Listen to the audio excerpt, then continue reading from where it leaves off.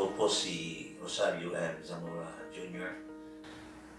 Ako po'y pumasok sa St. Peter Seminary College. Meron po kaming subjects sa loob ng seminary.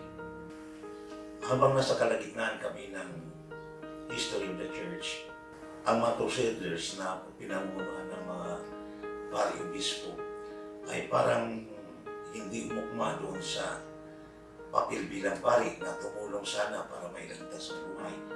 Meron siyang mga pop sheets na ginagawa na kung saan laging kinokontra ang sulat ni Ellen G. White.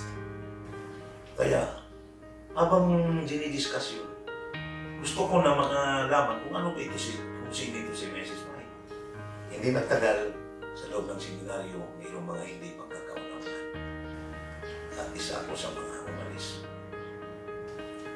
At dumating sa punto na nagkaroon ng problema. Kaya ako'y napagpag sa Pangasinan. At doon for the first time, nakita ko ang aking lupang sinilangan. Naganap ako ng trabaho sa Manila. Pumasok ako sa Manila.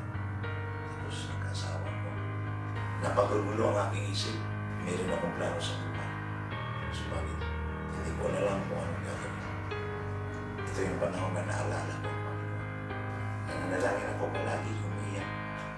Sana ay ipakita niya sa akin sana ang mga bagay na magbibigay katulungan para sa akin. Nangako na sa Pangasinan. Sumasama rin ako minsan sa church pero wala na. Makikisama bilang kapamilya.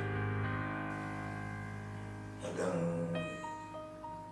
humiram ako ng Bible at lagi nagbabasa na nanalangin. Pero napakabait ng Panginoon sa akin. Yung mga katanungan ko ay unti-unti niya sinasagot sa pagbubuklat. One time, sa bahay ng aking bilang, may nakita ko sa aklat na hindi ko malaman kung anong kasi inaalay na. Marami ng cover, front and back cover, wala na po. Saka marami na po chapters na naman. Pero sinubukan ko rin magbasa. Nabasa po ang karanasan ni John Wycliffe. At ito ay nagpagising sa aking diwa. Kasi yung nabasa ko doon, yun yung mga nabasa ko, natutunan ko sa seminaryo. Hindi ko makalimutan, lagi kong iniisip.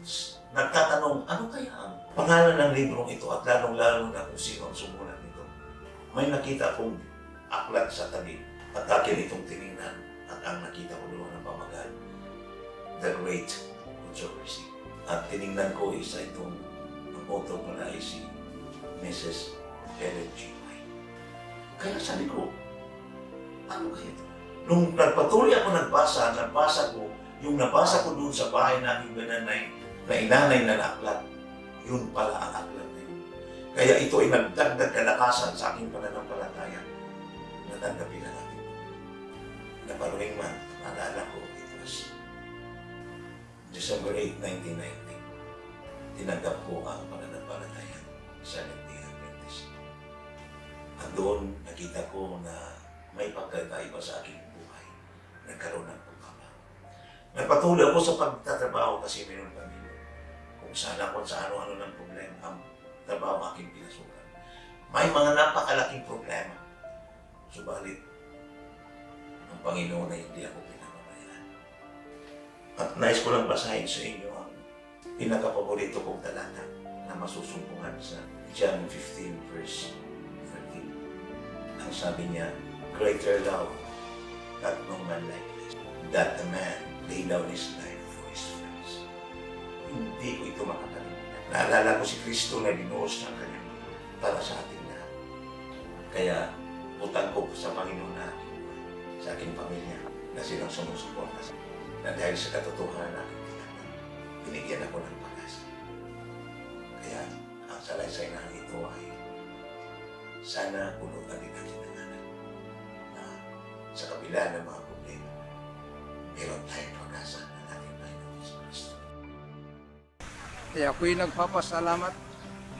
Ang ating kapatid na ito ay patuloy na ginagamit ng Panginoon. Siya ngayon ay lay pastor ng Asin Church na ngayon ay mabilis na lumalago hindi lang sa spiritual kundi sa bilang na mga kapatid.